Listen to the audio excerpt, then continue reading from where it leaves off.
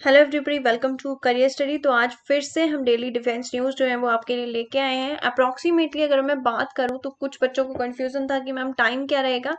तो टाइम जो है वो आपका हर रोज जो है सुबह 8 बजे का रहा करेगा। तो अगर आपने अभी तक जो है इस चैनल को सब्सक्राइब नहीं किया तो जल्दी से सब्सक्राइब कर लीजिए। तो देखते हैं आज क्या खास जो है न्यूज़ है। तो सबसे पहले अगर हम बात करें तो India issues notification from BrahMos cruise missile firing at IAF. ठीक है, तो अगर हम बात करें तो आईएएफ मिसाइल यहाँ पे आप देख पा रहे होंगे। तो इंडिया जो है वो एक टेस्ट फायर करेगा ब्रह्मोस क्रूज मिसाइल के लिए। ठीक है, तो इसके लिए नोटिफिकेशन जो है वो डिफेंस के द्वारा जो इनकी ऑफिशियल साइट से या फिर ट्विटर हैंडल के द्वारा जो है वो जारी कर दिया गया है। तो इसके बारे में जानते हैं। इंडिया जो है इंडियन ओशन जो है इंडियन ओशन में जो है ये टेस्ट फायरिंग जो है वो की जाएगी ब्रह्मोस क्रूज मिसाइल की। ठीक है, एयरफोर्स जो है प्लानिंग करी है इसके लिए। ठीक है, और डिफेंस जो सर्विसेज हैं उनको शेड्यूल किया गया है। और कब होगी ये 14 to 16 अप्रैल 2021 के बीच जो है ये की जाएंगी। इंडियन इंडियन जो है एयरफोर्स ने एक नोटिस भी जारी किया है एयरमैन के लिए कि क्योंकि समुद्र में इंडियन ओशन में होंगी तो कोई भी एयरमैन जो है वहां पे ना हो और कोई भी तरह की हानि ना हो। तो इसके लिए जो है उनको पहले ही ऑर्डर्स जो है वो दे दिए गए हैं, पहले ही नोटिस जो है वो जारी कर दिया गया है। और ये कहाँ पे होगी, Andaman and Nicobar island area जो रहेगा तो वहां पे उन्होंने ट्वीट करके इंफॉर्मेशन जो है वो प्रोवाइड कर दी है। तो यहाँ पे आप देख भी पा रहे होंगे, मैप भी एक साथ में दिया गया है 14 और 16। और ये एयरबेस दिखाया गया है कार निकोबार का और ये एयरबेस दिखाया गया है पोर्ट ब्लेयर का। इसी के साथ जो ब्रह्मोस मिसाइल है जो IAF that is Indian air force को प्रोवाइड की जाएगी, तो उसका एक लार्ज स्टैंड ऑफ रहेगा। ठीक है, उसका ये स्टैंड ऑफ रहेगा कि वो किसी भी मौसम में किसी भी तरह के टारगेट जो सी और लैंड के टारगेट्स होंगे तो उनको वो हैंडल कर पाएगी with the pin point accuracy. यहाँ पे स्पेशली मेंशन किया गया है कि बहुत ही ज्यादा एक्यूरेसी में, चाहे दिन हो या रात हो, तो वो उन जो अपने निशाने रहेंगे तो उनको हैंडल कर पाएगी। IAF is also integrating the BrahMos supersonic cruise missile on over 40 सुकोई fighter jets. जो भी सुकोई फाइटर जेट्स है तो 40 सुकोई फाइटर जेट्स के ऊपर जो है इनको इंटीग्रेट किया जाएगा। तो ये थी इम्पोर्टेंट न्यूज आपके लिए सुकोई ब्रह्मोस क्रूज मिसाइल से जुड़ी हुई। नेक्स्ट न्यूज की तरफ चलते हैं। तो नेक्स्ट न्यूज हमारे पास आती है, fresh plea filed in Supreme Court for probe into the Rafale deal. तो आपको पता है कि राफेल डील के ऊपर बहुत सारी कंट्रोवर्सी चल रही थी।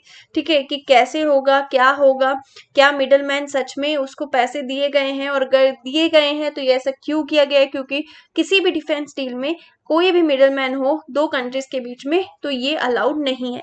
तो इसी सब को देखते हुए जो है पहली बार जब ये केस हुआ था तो 2018 में भी ऐसा हुआ था कि इसके ऊपर एलिगेशन लगे थे कि इस डील में कोई थर्ड पर्सन भी इन्वॉल्व है, लेकिन एलिगेशंस को हटा दिया गया था। और अभी जो नोटिस आया है तो सुप्रीम कोर्ट ने, क्योंकि जो फ्रेंच मीडिया है तो वो बहुत ही एलिगेशंस लगा रही है कि इसके बीच में थर्ड पर्सन इन्वॉल्व है, तो उनके कहने पर दोबारा से जो है इसका रिवेल्यूशन होगा। ठीक है, तो दोबारा से चीजों को कंसिडर किया जाएगा।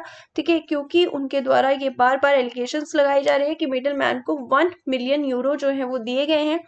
तो इसी चीज को देखते हुए सुप्रीम कोर्ट ने जो है इसको दोबारा से रिकंसिडर करने के लिए बोला है कि इसके ऊपर इंडिपेंडेंट जो है इन्वेस्टिगेशन जो है वो की जाएगी। देखिए यहाँ पे अगर हम देखें तो 2015 में भी ऐसा हुआ था। ठीक है, जो कि डिसमिस हो गई थी 2018 में, और रिव्यू इसके ऊपर हुआ था जो कि रिजेक्ट हो गया था 2019 में। तो एक बार फिर से जो है सुप्रीम कोर्ट में हमें ये देखने को मिला है, सुप्रीम कोर्ट ने कहा है कि इंडिपेंडेंट इन्वेस्टिगेशन होगी। ठीक है, और इस पे देखा जाएगा जो भी इस डील के ऊपर आरोप लगाए जा रहे हैं। और डेसॉल्ट एविएशन ने अपनी तरफ से कहा है कि इसमें कोई भी करप्शन या इरेगुलरिटीज जो है वो इसमें इन्वॉल्व नहीं है। ठीक है, और ये सब कंडीशंस बताए हैं कि किस किस तरह से रिकॉग्निजेंस जो है वो किया जाएगा। तो ये सारी चीजें जो हैं वो इसके बारे में अभी हैं। तो इसके ऊपर धीरे धीरे देखेंगे सुप्रीम कोर्ट के जब इन्वेस्टिगेशन, इंडिपेंडेंट इन्वेस्टिगेशन होगी तो क्या क्या रिजल्ट्स जो हैं वो सामने आते हैं। Korean FA-50 competes with China developed JF-17 jet in Malaysia. ठीक है, तो ये आपको पता होना चाहिए कि जो FA-50 है, ठीक है, नेशन का first domestically developed light attack aircraft है कोरिया का, इज कंपीटिंग, वो किसके साथ कंपीट कर रहा है, पाकिस्तानी चाइनीज का जो जॉइंटली मैन्युफैक्चर्ड JF-17 के साथ, ठीक है, for the Malaysian Air Force light combat aircraft programme. ठीक है, वहां पे हमें देखने को मिलता है कि Malaysian Air Force light combat aircraft programme में जो कोरियन FA-50 है तो वो एकदम से compete कर रहा है जो पाकिस्तान चाइना का जॉइंटली बनाया गया JF-17 है। अगर हम FA-15 की बात करें तो ये वेरिएंट है T-50 सुपरसोनिक ट्रेनर जेट का, जो कि कोरियन एरोस्पेस इंडस्ट्रीज के द्वारा ही बनाया गया है, कोरियन के द्वारा ये बनाया गया है। T-50 का एक वेरिएंट है और फर्स्ट डिप्लॉयमेंट इन अक्टूबर 2013 में हुआ था। 60 FA-50s जो हैं वो ऑपरेट किए गए थे कोरियन एयरफोर्स के द्वारा।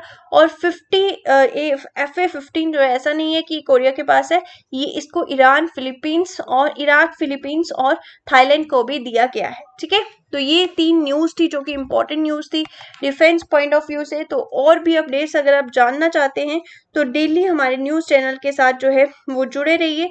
और अगर आपको हमारा चैनल अच्छा लग रहा है, आपको प्रोडक्ट अच्छा मिल रहा है, फीडबैक क्या है, तो एक आप कमेंट सेक्शन में बता सकते हैं। और अगर आपने सब्सक्राइब नहीं किया है तो जल्दी से हमारे चैनल को सब्सक्राइब कर लीजिए। So thank you so much and have a very nice day.